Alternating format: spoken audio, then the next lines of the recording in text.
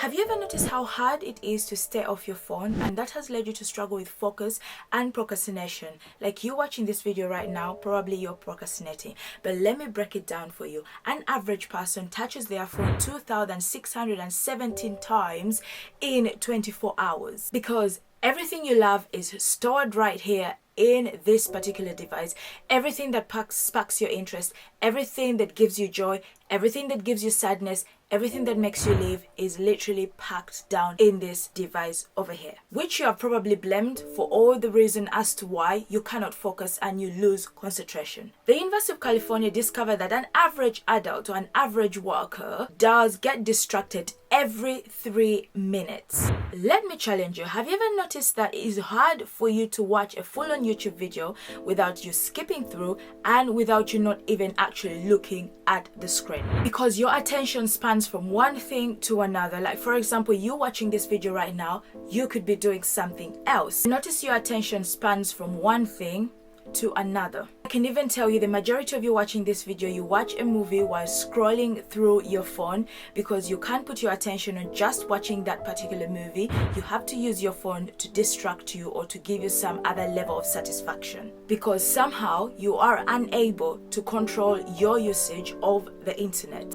Well, I cannot blame you because a study was done using hashtags and trending topics on Twitter and how long they stay trending and how long they prompt you to keep on watching those particular trending topics. And it was established that 17.6 hours, that's how long the trending topics and the hashtag stayed. Well, in 2016, this went down to 11.5, which is still quite a high number. That's how long a trending topic stays. That's how long you stay engaged. That's how long your attention is taken. Because the way in which the internet works, it says let's give them a lot of information. The more information you put in the system, the more they benefit from that and the more you scroll. Because think about it, the more information is given to you, the less time you spend on that particular information because something new is coming and another new thing is coming and another and another and another. So your focus keeps going down and down and down, but you keep scrolling and scrolling and scrolling, and social media keeps going up and up in their percentages.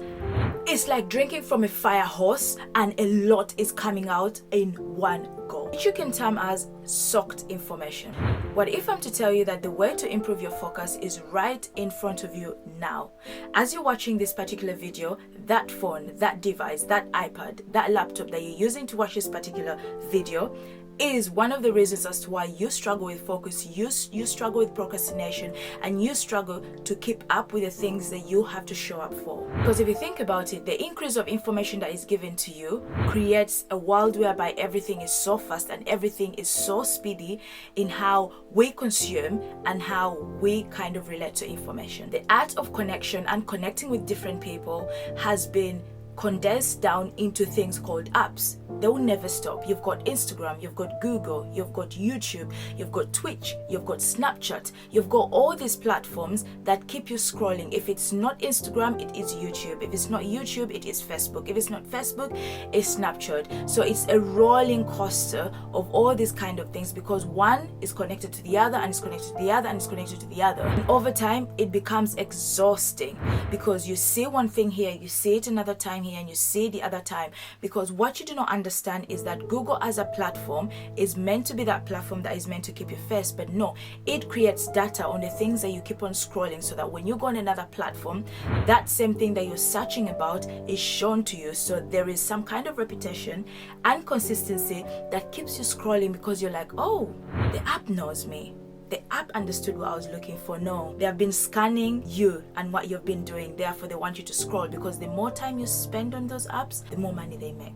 Well, according to this book, Stolen Focus by Johann Hari, he talks about different aspects that take away our own focus, not only just the internet, not only just the device, other aspects of it that steal your focus. I'm going to be giving away this book to 2 lucky viewers, so keep watching till the end because 2 of you are going to have a book each. So after reading this book, Stolen Focus, I really understood why sometimes I struggle with focus and what can help me to regain back my focus. The reality is really far-fetched from what you think it is, because we have got to a point in our lives whereby we have lost depth in our conversation because of how our brain is scattered and the information that we receive is very scattered. We are so used to information being thrown at us, information being given to us so fast that we cannot focus and stay committed to have a solid, in-depth conversation. This has really affected our relationships, our dating life, our thoughts, and how we function. Because if you think about it, to have a depth conversation, it requires time, and one thing that we do not have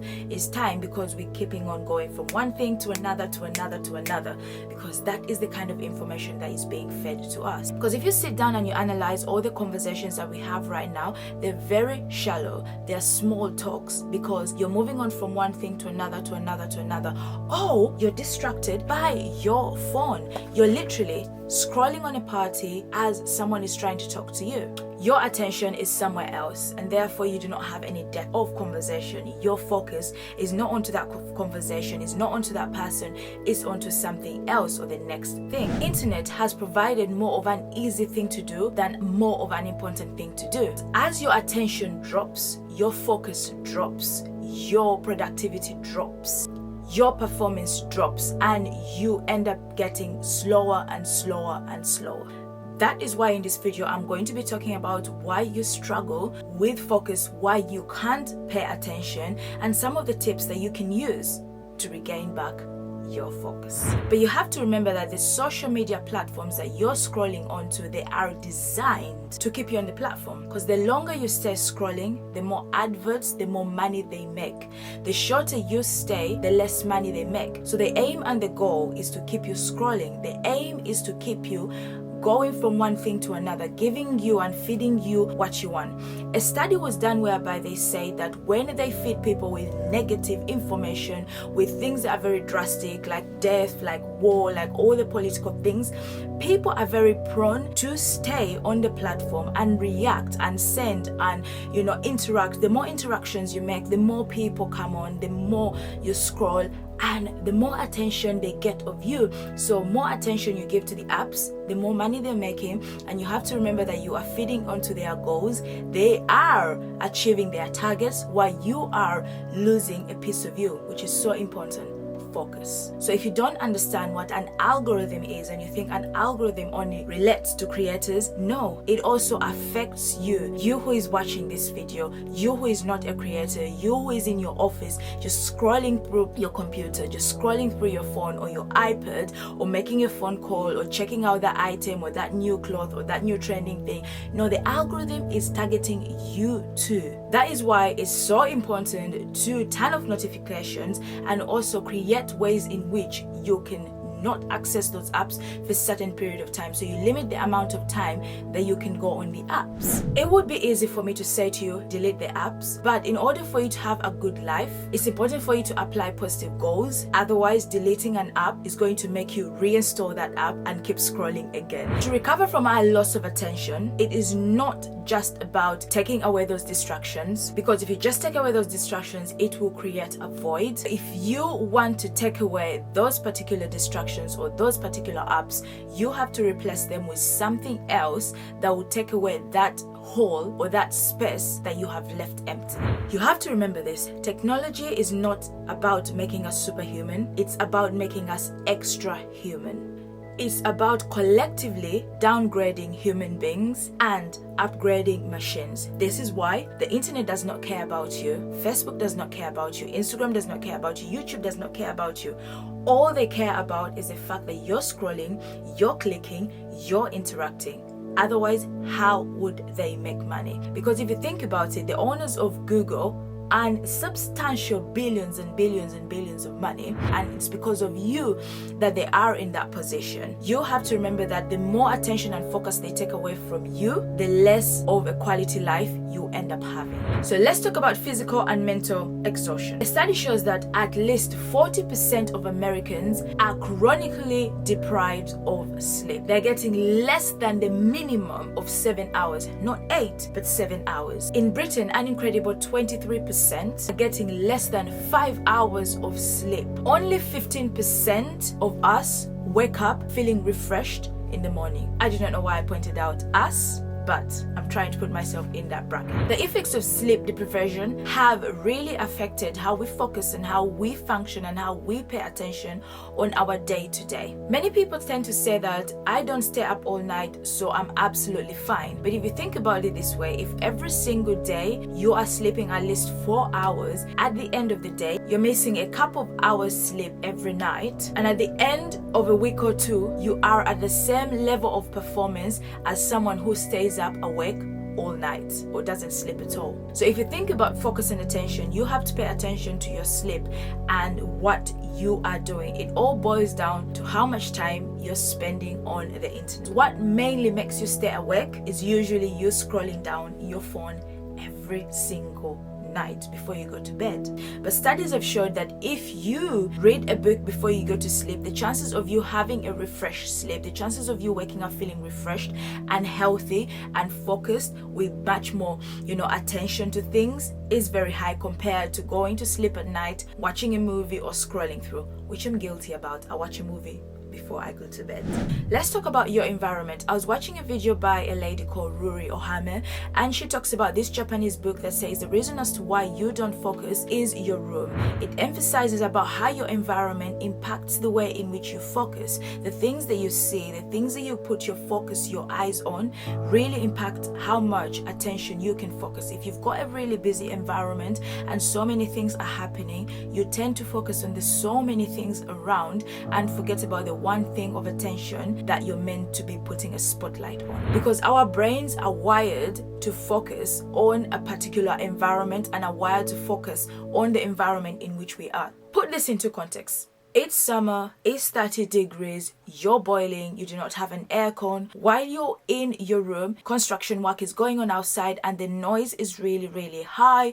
You are trying as much as you can to stay focused, but you can't. You've woken up, your muscles are aching, you have a little bit of a flu and you're straining yourself, you're trying to get better, but the environment in which you're trying to get better in cannot allow you to sort of focus on the fact that you have to get yourself a cup of tea or get yourself some Limsip or get yourself some paracetamol. You're thinking more of like, how can that sound within my environment stop? How can that construction stop? How can I get an aircon on because I am boiling? That is because your environment is making you focus on those triggers that are causing you to feel that type of way. Studies have shown that reducing your clutter and taking things out that you don't necessarily need helps you to focus. Like if you look at your room, it's so important that you take a picture or you take a video of the room that you're in, and that will help you with your focus. Your environment is something that really can trigger your attention and your focus. When I was reading the book Stolen Focus, they talked so much about ADHD, which is something that is associated to not focusing and not paying attention, literally in most cases to children when they're growing up, but it can also be shown to adults when they're growing up. They talked about how much the environment in which the kids were in impacted their way of attention. Food. We all associate food to having a healthy lifestyle. We associate food to being well and going to the gym and being the best that we can. But we forget that food itself is something that feeds your brain. And when your brain is fed with the right food, with the good nutrients, or with just a good amount of food, your attention and your focus increases so much by almost 30%. Think about this. The brain carries only 2% of your body weight, but it consumes over 20% of the energy that your body has. So if you don't fuel your body with the right food, or you don't fuel your body with food at the right time, you will start to notice things like memory loss, fatigue, lack of concentration, procrastination, because your brain is not getting the right nutrients. Your brain is looking for the 20% that it's meant to have. And because you're lacking that 20%, therefore, you are having all those kind of issues. That is why people tend to lose their focus when they're a little bit hungry. They say, I get really agitated when I'm hungry. I am not myself when I'm hungry. If you think about that sneaker advert whereby they throw a sneaker to this guy and they're like, you're not yourself. Eat a Snicker. That's exactly what they're trying to say to you, that if you do not try and eat your meals, like have, your breakfast and try to have your lunch in good quantities and good proportions, then you're going to lose focus, because your brain is going to be thinking about, I need food, I need to get food, what can I do? I can't concentrate, I need something, because your brain is telling you, I need my 20% of energy.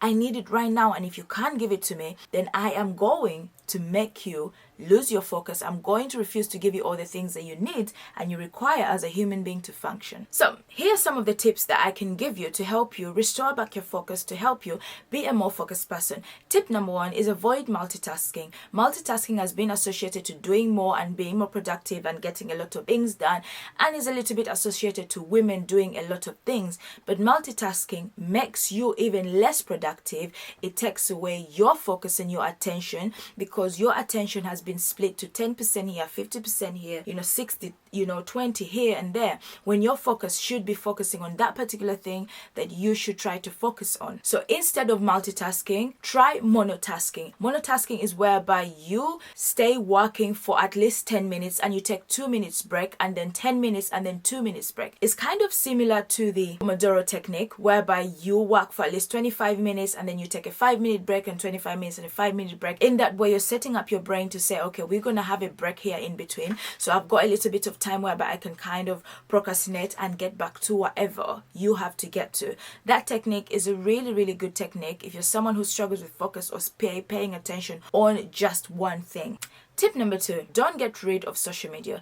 Getting rid of social media does not solve the problem of you scrolling. But what you should do is try to get yourself those locks, those timers that you can put on every single app, that no matter what you do, if you want to get to the app, you will not be able to get into the app. And if you want to go into, let's say, Instagram, and you've already set a timer, or you've blocked it from you going on Instagram at that particular time, you have to pay a certain amount of money in order for you to actually go onto your app, or go onto that Instagram, or go onto Facebook or YouTube, whatever app you have set it to. So instead of getting rid of Instagram, because I guarantee you, when you get rid of your Instagram, you're going to reinstall it again. I've done that so many times. I get so frustrated about my Instagram, delete it, and 1 hour later reinstall it back. But try to lock your app. Try to get enough sleep. Sleep is your point of recovery. Sleep is a way to get your brain to rest and start again and give you more focus. How many times have you had lack of sleep and the next day you're really hungry, your food needs sugar because it's trying to say we need something to feel good because our body is not feeling good or positive. Therefore, you end up eating whatever, or you end up feeling really tired, you end up being low with your tasks, you end up being slow, less productive, then you end up being frustrated and angry and sad about the whole situation. Try to eat as many meals as you can. It's so important that you can eat at least 3 to 4 meals in a day with good proportion, healthy food that can really help feed your body. So if you're feeling bad that you cannot focus, you're feeling bad that you're struggling with focus, let me tell you something. The problem is not your phone. It's the way the phone is designed. It's not the internet. It's the way the internet is designed, and the incentives that are given to the people that literally created it. So as much as you're feeling bad about your lack of focus,